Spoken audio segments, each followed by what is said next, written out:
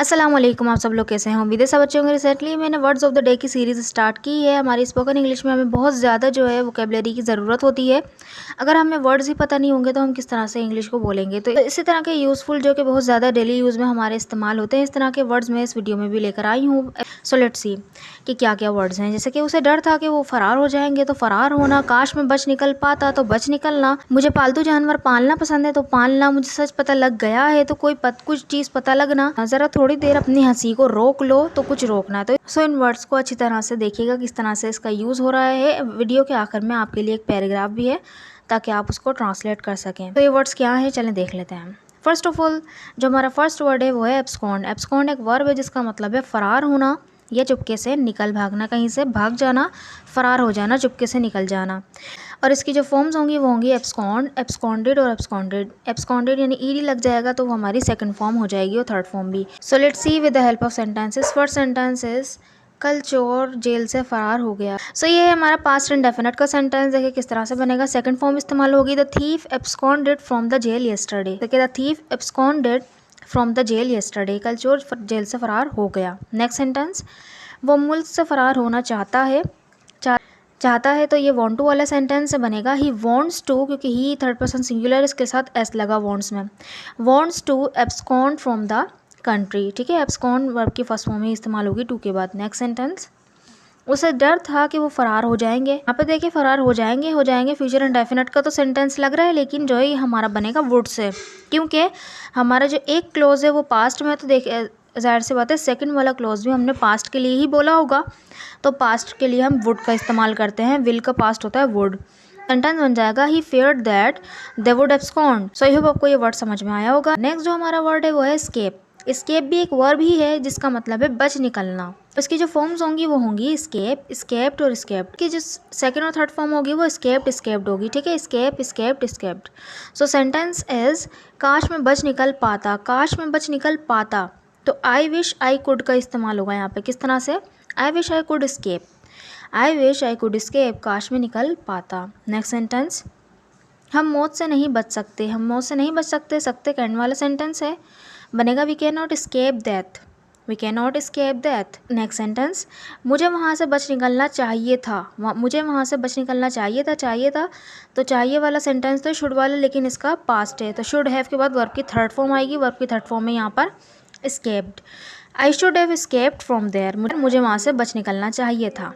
Next जो हमारा word है वो है ब्रिंग अप। ब्रिंग अप के दो मतलब हैं, ये फ्रेजल वर्ब है। इसके दो मतलब हैं, एक मतलब है पालना और दूसरा मतलब है मसला या बात को उठाना। ठीक है, और देखें ब्रिंग क्योंकि यहाँ पे एज मेन वर्ब काम करेगा तो इसी की फॉर्म्स हम लेंगे, बोलेंगे bring brought brought, bring brought brought. ठीक है, सो सेंटेंस इज हमारे वालिदैन ने हमें बहुत मेहनत से पाला है। तो पाला है ये हमारा प्रेजेंट परफेक्ट का टेंस। सेंटेंस बन जाएगा our parents have brought us up with great efforts. Our parents के साथ हैव आया, उसके बाद ब्रॉट अस अप, क्योंकि थर्ड फॉर्म आनी थी तो ब्रॉट की ब्रिंग की थर्ड फॉर्म ब्रॉट हो गई। Brought us up with great efforts. Next sentence is मुझे पालतू जानवर पालना पसंद है। तो पसंद है आई लाइक टू का यूज़ होगा यहाँ पर, तो बोलेंगे I like to bring up pet animals, पालतू जानवर पेट एनिमल्स। ठीक है, I like to bring up pet animals. Next sentence तुम इस मामले को मेरे सामने मत उठाओ, तुम इस मामले को मेरे सामने मत उठाओ या मेरे सामने मत लेकर आओ। ठीक है, तो दोनों ही मतलब होते हैं। तो सेंटेंस इसका बन जाएगा don't bring up this matter before me, don't bring up this matter before me. So I hope आपको ब्रिंग अप का यूज़ समझ में आया होगा। नेक्स्ट जो हमारा वर्ड है वो है get to know. Get to know एक फ्रेजल वर्ब है जिसका मतलब है पता चलना, क्योंकि यहाँ पर जो है गेट एज मेन वर्ब काम करेगा तो इसी की फॉर्म्स होंगी get got got, third form भी गॉट ही रहेगी। ठीक है, सेंटेंस इज मुझे सच पता चल गया है, मुझे सच पता चल गया है। प्रेजेंट परफेक्ट का टेंस से बनेगा I have got to know the truth, I have got to know the truth. Next sentence उन्हें इस बारे में नहीं पता लगेगा, उन्हें इस बारे में पता नहीं लगेगा। फ्यूचर इंडेफिनिट का नेगेटिव सेंटेंस से बनेगा they will not get to know about this, they will not get to know about this. ठीक, नेक्स्ट सेंटेंस उसे सच का पता नहीं लगना चाहिए, उसे सच का पता नहीं लगना चाहिए। यहाँ भी हम शुड के बाद गेट टू नो का यूज़ कर लेंगे क्योंकि मेन वर्ब तो गेट ही है ना यहाँ पर। She should not get to know the truth, she should not get to know the truth. Okay, next जो हमारा वर्ड है वो है रिस्ट्रेन। रिस्ट्रेन एक वर्ब है जिसका मतलब है रोकना, रुकावट डालना या बाज रखना। क्योंकि रिस्ट्रेन एक वर्ब है तो इसकी फॉर्म्स भी होंगी, बनेगा रिस्ट्रेन, रिस्ट्रेंट और रिस्ट्रेंट, ईडी लग जाएगा बस, इसकी सेकंड फॉर्म और थर्ड फॉर्म हो जाएंगी। सो सेंटेंस इज ज़रा थोड़ी देर अपनी हंसी को रोक लो, तो रोक लो ये है इम्पेरेटिव सेंटेंस, बनेगा restrain your laughter just for a while, restrain your laughter just for a while. Next sentence, उसने अपने गुस्से को काबू में किया, पास्ट इंडेफिनिट का सेंटेंस है, सेकंड फॉर्म यूज़ होगी, बनेगा he restrained his anger, he restrained his anger.